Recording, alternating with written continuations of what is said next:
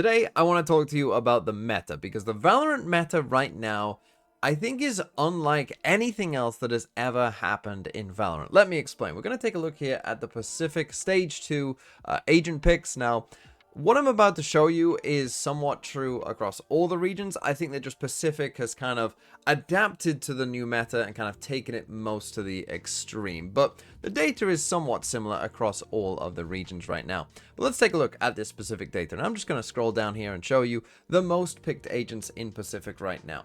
And what do you notice about what is going on if I just show you the most picked agents? Well, if we come to the very top, yes, there might be a problem here with these two. I have made a video about this guy in particular here at the top and why he might be a bit of a problem. And I know that a lot of you say, oh, just buff all the other controllers and it'll be fine. I've got bad news for you. All that would happen is that every single team across every single map would play double controller if you buff the other controllers. That is all that would happen. I've got bad news for you. That is the world you would live in, and probably not a world that you would enjoy living in. But today I'm not going to talk about those two in particular. I actually might at some point need to make another video about this Viper agent here again, because it seems like she's become a bit of a problem. No, let's take a look at some other things, right? First, let's take a look at the Duelist class. And actually, take a look at the Duelist class, because you've got 3 Duelists here, all with a decent pick rate. And you've got another one here in Jet at 14%. Not too bad either. Actually, that's not too bad. The Sentinel class, we're popping off in the Sentinel class. You got 4 agents right here, and you got Sage as well. Like, holy, we're popping off. The only one who's not here is Chamber, and Chamber just recently got a buff that I think most people think actually could lead to, you know, Chamber seeing a bit more play overall as well. So Sentinel class, we are popping off. It's all looking rosy there. And then you've got the Initiator class, and that I think is what's interesting, because Initiator class, you've got these two here, Sova and Fade, who might fulfill a somewhat similar role. You might be aware of that. And then you've got nothing else. And this is something that I don't think we have ever seen before, because generally throughout Valorant's history, the game has been mostly dominated by the Initiator class. And yet now, you've got the 2 Recon agents who are still doing very, very well. And there is nothing else. And I know what some of you might be thinking. Some of you might be thinking, hold on, what about 2023 when we were in the Sky meta? Was that not just dominated by Sky and, you know, no other initiators were really getting played? And that is somewhat true, but not as true as you might think. For instance, if you take a look at the pick rates here at Masters Tokyo, and this was almost exactly the same for Champs as well. Yes, Sky is way up here, but Breach is still at 34%, Sova's still at 21%, KO's still at 19%. They're still getting some play. It's not like the other initiators didn't exist whatsoever, but now we are in a spot where, just to show you, by the way, in Pacific, where those other agents are right now, I will show you, because if we come this way, KO is at 7, Gecko is at 4, Sky is at 4, Breach is at 2, Teo is at 1. All of them are below 10%, and apart from KO, the rest of them are below 5%. And so let's talk about some of these problems then, and let's actually start with the dichotomy between Sova and Fade's pick rate being extremely healthy and combined them almost having like 100% pick rate, and the rest of them barely seeing any pick rate whatsoever, right?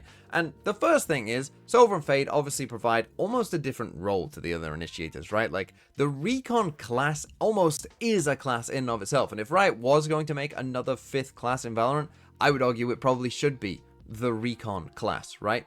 And I do think that Sova and Fade, whilst they are strong, and I'm sure most of you probably agree with this, it's not like they're overbearing. Maybe they could use with like slight little tweaks, you know, to bring them down a bit, but certainly nothing crazy, right? Like, they're mostly fine. It's just that what they provide as a role is just extremely useful. And so whilst it might look like, and if we were in another class, right, where, for instance, Jet and Raze were dominating and all the other duelists, you know, were doing nothing, you know, we could say, oh, this looks like a problem, we need to do something about it. When it comes to this specific problem of the Initiator class, I'm not sure that really that is a necessary problem, right? Sova and Fade are mostly fine. I think probably what we need more so than anything else is perhaps a 3rd Recon, you know, to come into the game and potentially challenge them in some areas, right? And maybe take some pick rate away from them on certain maps and give us a bit more diversity, you know, in that role essentially itself. Because as I say, Recon kind of is a separate role. But then when we're looking specifically at those Flash Initiators, there is another agent in the game who's not an Initiator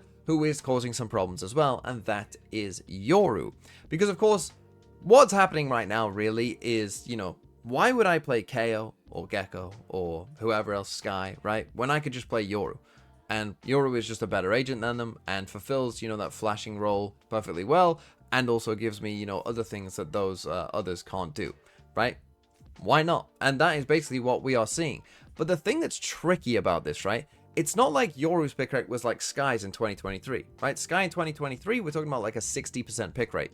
With Yoru, it's like 30. Right here in Pacific, it's 31. In the other regions in Americas, it's also 31. In EMEA, it's 33. That isn't like a dominant pick rate where it's like Yoru is clearly the glaring problem that needs to be nerfed and then everything will be fine again. It's more complex than that, because you will find that there are teams like Gen G, for instance, who don't really play Yoru whatsoever, but they also don't play those flash initiators really either, right? They're happy to just play, double controller with a neon and no flash in their comp whatsoever. They've just learned that, yeah, we can win with that, and it works perfectly fine, and we're good.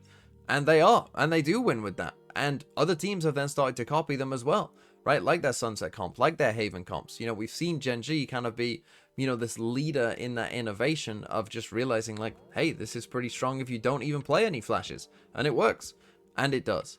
But the thing is as well, when you look at certain agents in that Initiator class, yeah, you've got the Skies and the Tails, who obviously got nerfed pretty hard, and I think most people would accept they are just not going to get picked because they don't have that refreshable utility, and that is a pretty significant nerf that is going to really, really hurt you in the Initiator class, right? But then you've got others like Gecko and KO that probably most people look at and think like, they're not that bad, right? They're perfectly fine options.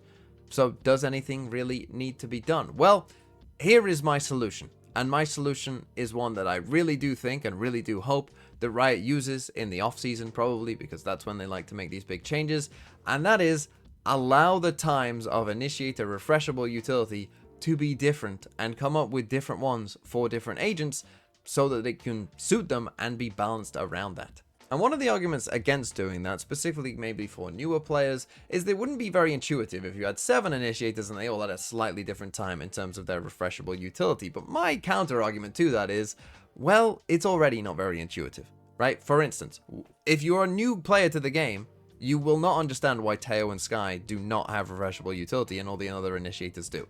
Right? We all know why. If you've been playing this game for a while, like, it became pretty obvious why that potentially needed to be the case.